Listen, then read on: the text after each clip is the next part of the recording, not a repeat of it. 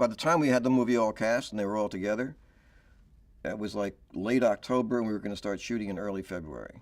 So they had, plus the Christmas vacation, they had 3 months to learn how to play, in the case of Will and Jack, guitar, and John Magaro, who started out playing drums, had 3 months to learn how to play drums. I came down occasionally, and then I started to say, my God, they really took to it very quickly. And I felt a little bit better. A lot of guys have a fantasy of being in a rock and roll band. Probably most of us, you know. And so these guys got to do it a little bit later than other people. They were in their mid-20s or so. And they got to be paid.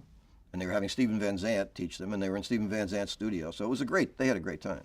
And they really took to it and liked it. They were very motivated, and they really wanted to stay together as a band.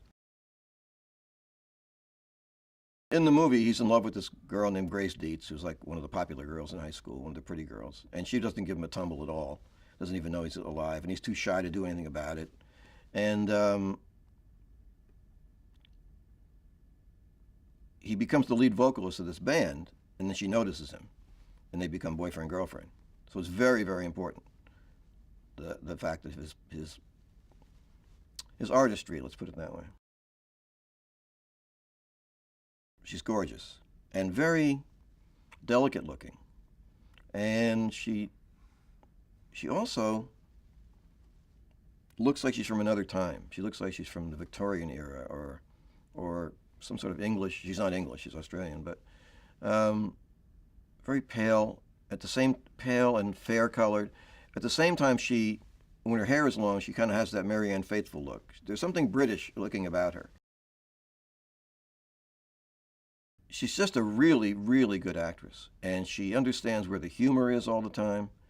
And what I didn't realize about her was she's very spontaneous and physical. Like, she got the job because when she came to read for the part, she was playing opposite opposite John, who was playing Douglas. That we were doing screen tests, and they had an argument. And I didn't tell her to do this, and her line was, "You were a small person in high school, and you still are."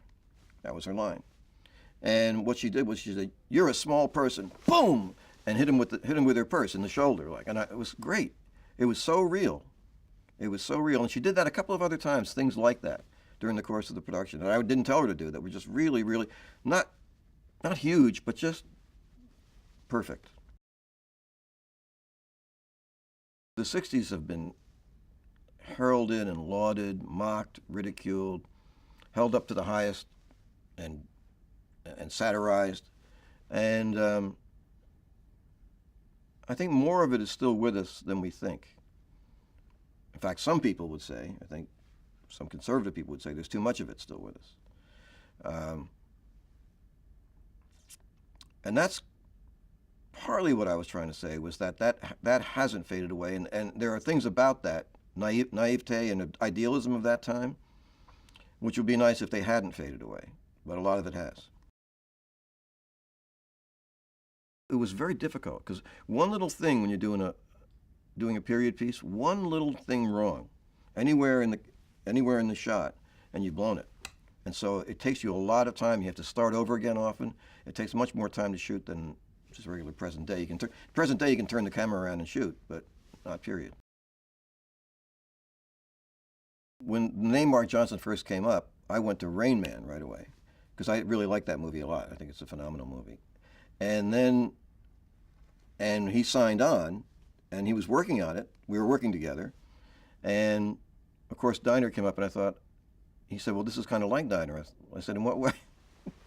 He said, "It's about 5 guys growing up, coming-of-age story." I thought, "Oh, yeah, right."